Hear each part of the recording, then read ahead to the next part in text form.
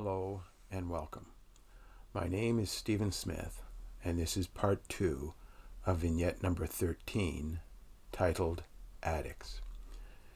In part 1 of this vignette, I bore witness the alluring prospect addictive products offer are the foundation of their power.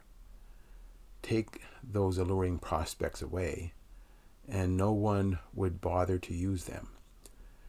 Take them away, and those who become addicted could break free.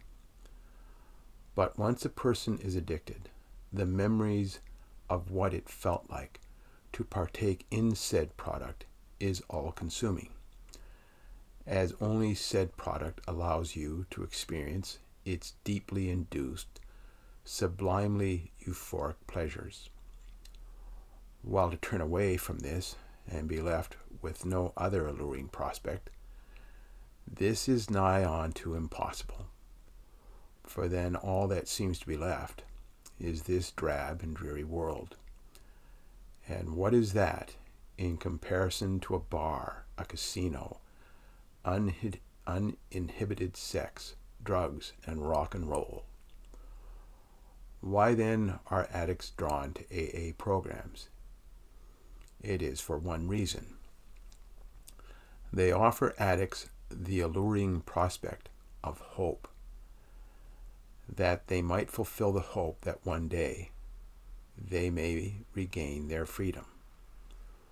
For again, I repeat, seemingly against all odds, and within virtually every addict, there remains that kernel of hope, oft hidden away and never spoken of, but it is there. The hope that they might one day be free. In what follows within the remainder of this vignette, it is of the most paramount importance you remember what you have just heard, that within virtually every addict, this tiny kernel of hope yet remains, for our very capacity to overcome the malignant power of the doctrine of total inclusion is based upon you doing so. I have also borne witness in part 1 of this vignette of the following, quote, "For when it comes to any harsh addiction, either the wholesome bonds of love that bind the addict to their family will cause them to break free of those that bind them to whatsoever they are addicted to, or their covetous bonds of love that bind them to said products will cause them to break those that bind them to their family. For the only way an addict can maintain the love for one is by means of forsaking their love for the other," end quote. Which is in line with your understandings as a child of Christ, as the previous is in line with this gospel principle you already adhere unto. Matthew 6, verse 24. Quote, "No man can serve two masters, for either he will hate the one and love the other, or else he will hold to the one and despise the other. Ye cannot serve God and mammon," end quote. In this, it is also to be understood, the love of mammon relates back to a love of money, which is declared to be the root of all evil. 1 Timothy 6, verse 10.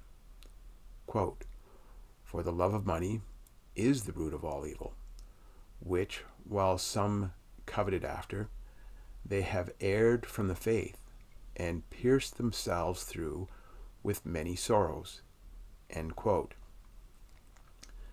In this, I would have you again take note. The love of money leads to a covetous nature, which I have declared addicts come to hold towards their addiction. Yet how can this be the case? For how can you relate obtaining money to an addict partaking in whatsoever they are addicted to? I have borne witness that addicts are being trained to become taskmasters. The question is, if they are established as taskmasters, how shall they be paid? They will not be paid in money. Rather, it will be in kind, in that they will be given access to the product they are addicted to, allowing them to again and again relive their alluring memories, the deeply induced, sublimely euphoric pleasures the product generates within them. This is the mammon addicts presently receive via means of their purchasing these products. This is the mammon they must never gain access to via means of their actually becoming established as taskmasters. Yet presently, inexorable events are in motion, which move us towards the day when they shall be established as taskmasters. For you fail to recognize that although addicts have not as yet been established as taskmasters, they are fulfilling the requisite role by which a people are conquered, the role outlined in Vignette number 4, titled Communism. Quote, under ancient slavery, wife-swapping was the depth of hardness of heart required of a people in order to implement slavery. But it was not the hardness of heart required in order to march out and conquer another people. That is the hardness of heart associated with taskmasters, one which slave owners held and surpassed. End quote. There you have it, the mystery of what must befall a nation if large number of hardcore addicts function within its midst.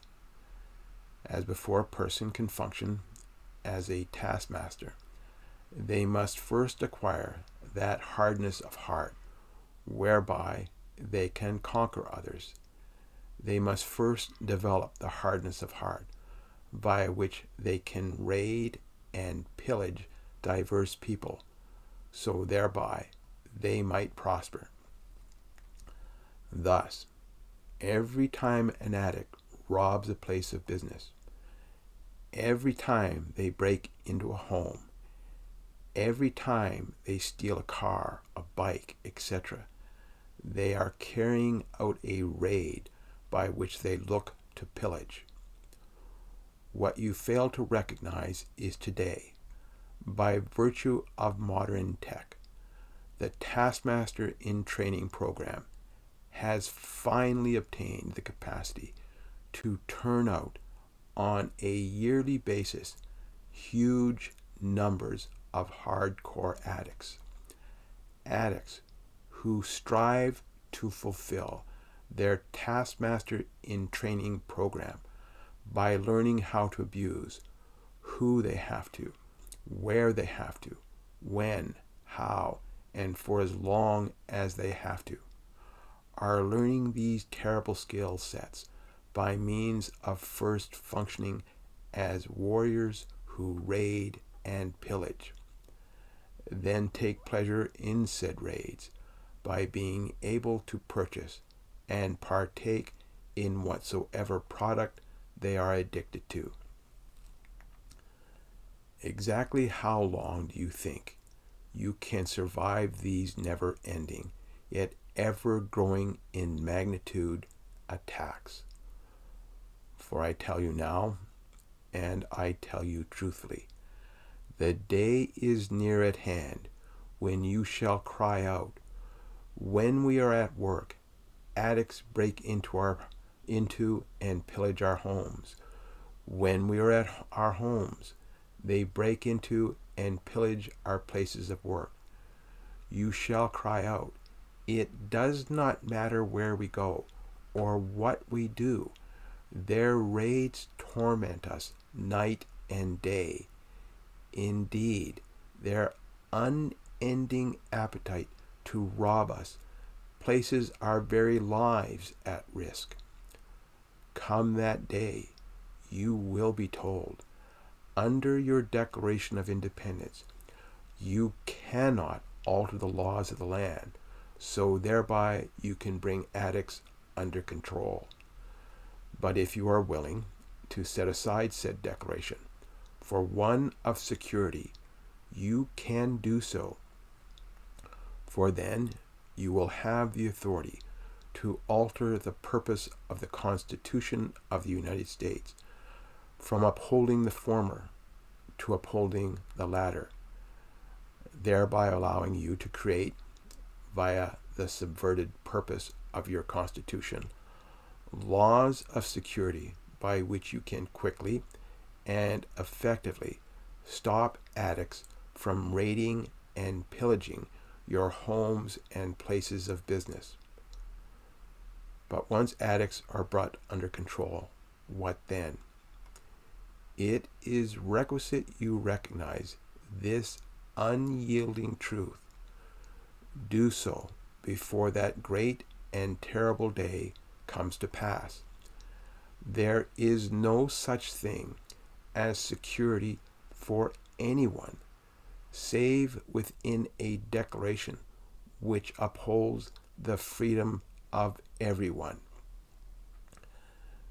Yet said knowledge does not remove from you the dilemma you face, that addicts have to be stopped.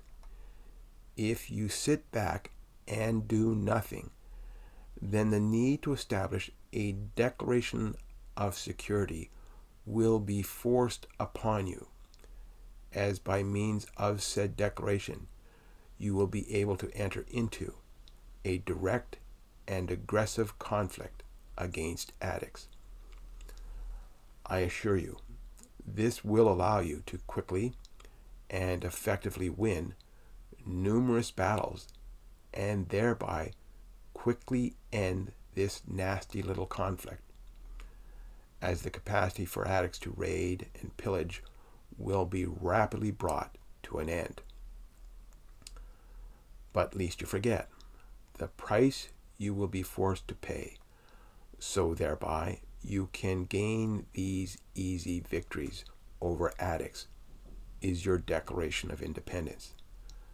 Thus, if you allow the course of events to continue to unfold as they presently are, you shall find yourself mimicking the very footsteps most addicts tread when they try to regain their freedom, yet fail, to win victory after victory, yet lose the war. But again, addicts must be stopped, else this future will come into place, compelling you to walk the same path addicts now walk and suffer the same defeat addicts now suffer, of numerous victories that only end in the loss of your freedom. There is, however, another option. Rather than fighting against addicts, you can give them cause to fight beside you. How long this anonymous program existed, no one knows for certain. All we do know is it existed under the name of the Underground Railway, that prior to the Civil War, it was the means by which some slaves managed to escape north into freedom. But it is also evident slavery could never have been ended by this anonymous program. It is time you recognize this undeniable truth. The power addictive products have to cause addicts to raid and pillage to an ever-growing degree can never be resolved by means of anonymous programs. But once the free people of the North entered into battle, the door was opened by which African American men could openly stand forth in opposition to slavery and fight to bring about its demise. Today, addicts, if they hope as a people to regain their freedom, have to follow in these footsteps. But in this, it is to be recognized, African American men could not take up and defend freedom's cause, save free men first stood forth in defense of said cause. Thus, this day, this duty falls to you in your standing as a devout member of the Church of Jesus Christ of Latter-day Saints, to stand at the forefront in taking up and defending freedom's cause. For I say, as I have always said, only you, via means of your capacity to walk beneath the light of the sun, hold the ability to receive of the truths outlined herein, truths found in the Word, truths that the moon bears witness of when she is seen in tandem with the sun. For only by accepting and sustaining the undeniable truths had herein can you present addicts with a greater and more alluring hope, that by their accepting and sustaining these truths in like manner as you, they can regain their freedom. For if by a means of the truths had herein you will stand forth as a patriot, then they too will stand side by side with you, allowing you to, in common, as patriots, fight back against and overcome the malignant power of the doctrine of total inclusion.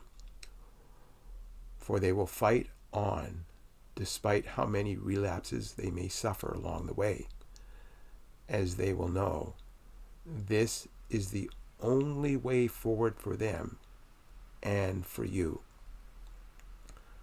Thus, I am authorized by the Creator to offer you this covenant, His pledge, if you will accept and sustain the undeniable truths had herein, and step forth in defense of freedom's cause, addicts will join you in upholding said cause.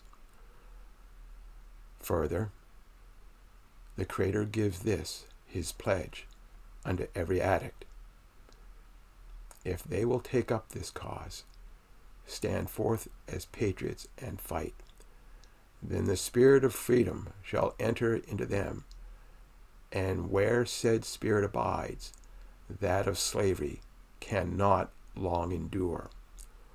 For as they take up this cause, those alluring memories that prime their hunger and withdrawal pains shall cease to have any telling effect upon them. Rather, in a short period of time, their minds shall be filled with joyful memories of the cause they have taken up and how much it matters to them, allowing the love of these latter memories to overwhelm and kill the alluring hold the former presently have upon their minds. By this means, the addictive product's grip over them shall be broken. For void of the priming power of these alluring memories, the hunger and withdrawal pangs that presently rain blow after blow of pain down upon them shall lose their potency. By this means, the balance of power shall shift from that of the addictive products into their hands. Further, rather than being a hiss and byword amongst their fellow citizens, they shall be honored. For once they take up freedom's cause, God shall cause great men and women amongst them to rise up and stand forth as beacons of courage and understanding, those whose voices shall ring forth and help lead addicts into freedom, who in so doing shall help inspire a generation of Americans to forsake such products. By this means, the Lord thy God shall take the tormenting burden off their backs and place it upon the backs of their oppressors. For the covetous nature of their oppressors shall put them into a state of unending torment over the loss of the vast amounts of money they presently generate. The memories of this wealth shall cause their conduct as thieves and murderers to become ever more desperate, leading them to eventually fall into the hands of the police. Then shall those who for the sake of money destroyed the freedom of tens of thousands be stripped of their freedom. Yet in this I am to give a note of caution. Save the products and services that addict are forsaken, the Taskmaster in Training program will remain in effect, which if it so does, then freedom in America must eventually fall. For if the course of events is only slowed but not stopped, then once freedom falls, the process by which addicts are converted from prisoners into guards, from warriors into taskmasters, shall seemingly proceed of its own accord. Of all these truths I solemnly bear witness of, and do so in the sacred name of Jesus Christ. Amen.